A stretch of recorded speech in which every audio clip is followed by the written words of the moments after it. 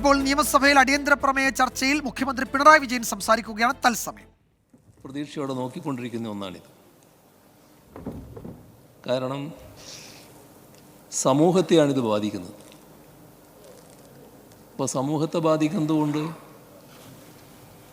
നമ്മളെങ്ങനെ അതിനെ നേരിടാൻ പോകുന്നു? അതിൽ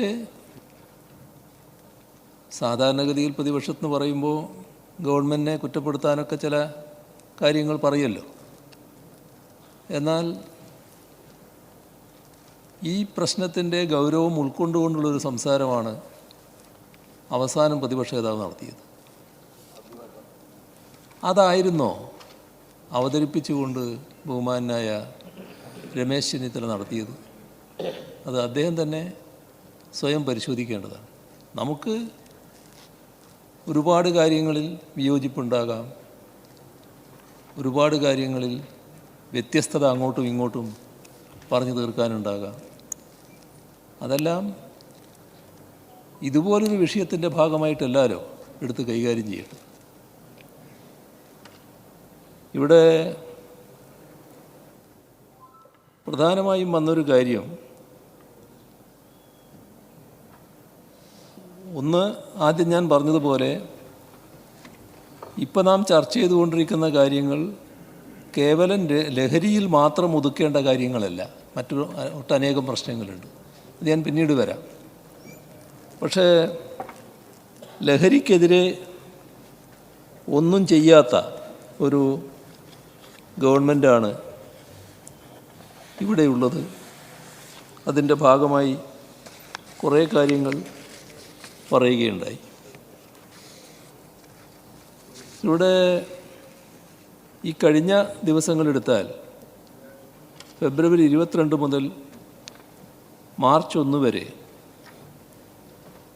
മയക്കുമരുന്ന് സംഭരണവും വിതരണത്തിലും ഏർപ്പെട്ടിരിക്കുന്നവർക്കെതിരെ ഒരു ഡി ഹണ്ട് എന്നൊരു പ്രത്യേക ഡ്രൈവ് പോലീസ് നടത്തിയിരുന്നു. ഈ ഡ്രൈവിൻ്റെ ഭാഗമായി 17,246 പേരെ പരിശോധിക്കാൻ കഴിഞ്ഞു. അതിൽ വിവിധ തരത്തിലുള്ള മയക്കുമരുന്ന് കൈവശം വെച്ചതിന് 2,762 കേസ്, 2,854 പേരെ അറസ്റ്റ് ചെയ്തു. മയക്കുമരുന്ന് MDMA 1.312 കിലോഗ്രാം, കഞ്ചാവ് 153.56 kilogram, hashish oil 18.15 gram, brown sugar 1.855 gram, heroin 13.06 gram, വിവിധ ഇനം മയക്കുമരുന്ന് ഗുളികകൾ, ഇതെല്ലാം ഇവരിൽ നിന്ന് പിടിച്ചെടുത്തു. സർ, നമ്മുടെ സംസ്ഥാനത്ത് ഒരു ആൻറ്റി നർക്കോട്ടിക് കൺട്രോൾ റൂം പ്രവർത്തിക്കുന്നുണ്ട്. അതിൻ്റെ ചുമതല അഡീഷണൽ ഡയറക്ടർ ജനറലിനാണ്. ക്രമസമാധാന ചുമതലയുള്ള ADGP ആണ് അതിൻ്റെ ചുമതല. അദ്ദേഹത്തിൻ്റെ നേതൃത്വത്തിലാണ് ഈ കൺട്രോൾ റൂം 24 മണിക്കൂർ നേരവും പ്രവർത്തിക്കും. ഒരു നമ്പർ ഇതിൻ്റെ ഭാഗമായി കൊടുത്തിട്ടുണ്ട്: 94 97 92 77 97. ഈ നമ്പറിലേക്ക് നൽകുന്ന എല്ലാ സന്ദേശങ്ങളും രഹസ്യമായി സൂക്ഷിക്കുക. അപ്പോൾ പൊതുജനങ്ങൾക്ക് മയക്കുമരുന്ന് സംബന്ധിച്ച എല്ലാ വിവരങ്ങളും ഈ സംവിധാനം വഴി അറിയിക്കാനാവും. സർ, ഈ കേസുമായി ബന്ധപ്പെട്ട NDPS കേസുകൾ എടുത്ത് പരിശോധിച്ചാൽ 2024 ഡിസംബർ 31 വരെ, അതായത് ഈ സർക്കാരിൻ്റെ കാലത്ത് 2021 ശേഷം 87,702 കേസുകൾ രജിസ്റ്റർ ചെയ്തിട്ടുണ്ട്. ഇതിൽ 87,389 കേസുകളിൽ 94,886 പേരെ പ്രതി ചേർത്തു. 93,599 പേരെ അറസ്റ്റ് ചെയ്യുകയും ചെയ്തു. ഇത് ഈ ഘട്ടത്തിൽ കഴിഞ്ഞ 8 വർഷം എന്ത് ചെയ്തു എന്ന് ചോദിച്ചല്ലോ. കഴിഞ്ഞ സർക്കാരിൻ്റെ കാലം 2016 മുതൽ 21 വരെ 37,340 കേസുകൾ രജിസ്റ്റർ ചെയ്തു. അതിൽ 37,228 കേസുകളിലായി 41,567 പേരെയാണ് പ്രതി ചേർത്തത്. 41,378 പേരെ അറസ്റ്റ് ചെയ്യുകയും ചെയ്തു.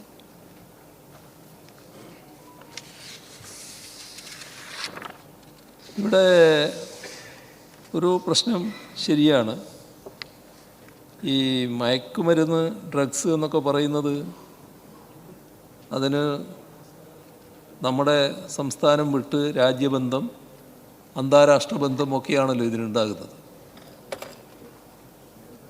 അതിൻ്റെ യഥാർത്ഥ സോഴ്സിലേക്ക് എത്തിച്ചേരാൻ ശ്രമം നമ്മൾ നടത്തിയിട്ടുണ്ട്. അപ്പം അതിൻ്റെ ഭാഗമായി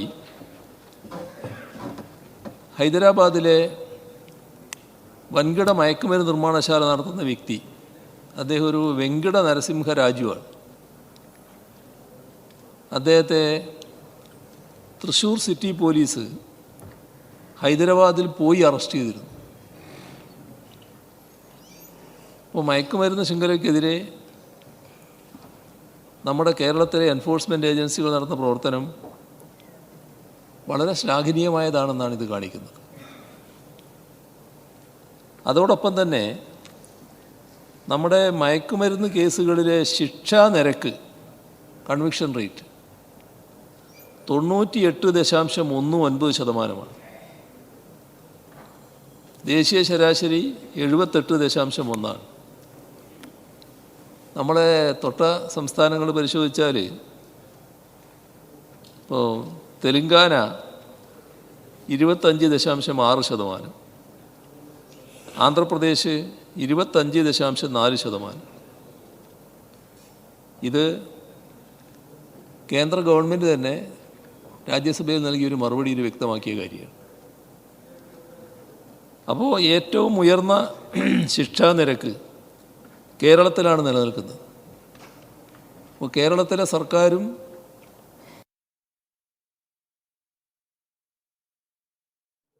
കേന്ദ്ര ഗവൺമെൻറ് തന്നെ രാജ്യസഭയിൽ നൽകിയൊരു മറുപടിയിൽ വ്യക്തമാക്കിയ കാര്യമാണ്. അപ്പോൾ ഏറ്റവും ഉയർന്ന ശിക്ഷാ നിരക്ക് കേരളത്തിലാണ് നിലനിൽക്കുന്നത്. അപ്പോൾ കേരളത്തിലെ സർക്കാരും എൻഫോഴ്സ്മെൻറ്റ് ഏജൻസികളും വളരെ കാര്യക്ഷമമായി പ്രവർത്തിക്കുന്നുവെന്നാണ് ഇത് കാണിക്കുന്നത്. സർ, കേരളത്തിൽ 2024 NDPS കേസുകളിൽ 4,474 പേരെ ശിക്ഷിച്ചു. വെറുതെ വിട്ടത് 161 പേരെ മാത്രമാണ്. 2003 4,998 പേരെ ശിക്ഷിച്ചു. 100 പേരെ മാത്രമാണ് വെറുതെ വിട്ടത്. ഇപ്പോൾ മയക്കുമരുന്ന് കേസുകളിൽ സംസ്ഥാനത്തെ എൻഫോഴ്സ്മെൻറ്റ് ഏജൻസികൾ 2024 അറസ്റ്റ് ചെയ്തത് 24,517 പേരെയാണ്. ചില സംസ്ഥാനങ്ങളുടെ പേര് നേരത്തെ പറഞ്ഞല്ലോ. അതിൽ പഞ്ചാബിനെ എടുത്താൽ അവിടെ ഇതേ ഘട്ടത്തിൽ 9,734 പേരെയാണ് അറസ്റ്റ് ചെയ്തത്. വിമുക്തി ഡി അഡിക്ഷൻ പരിപാടി ഫലപ്രദമായി നടത്തുന്നൊരു പരിപാടിയാണത്. നമ്മൾ കാണേണ്ടത് 1,36,500 പേരെ ഔട്ട് പേഷ്യൻ്റായും 11,078 പേരെ ഇൻപേഷ്യൻ്റായും ചികിത്സിക്കാൻ കഴിഞ്ഞിട്ടുണ്ട്. വളരെ കാര്യക്ഷമമായാണ് ഈ പരിപാടി നടന്നു വരുന്നത്. എന്തെങ്കിലും കുറവുണ്ടെങ്കിൽ അത് പരിഹരിച്ച് നല്ല രീതിയിൽ ശക്തിപ്പെടുത്തി പോവുകയും ചെയ്യാം.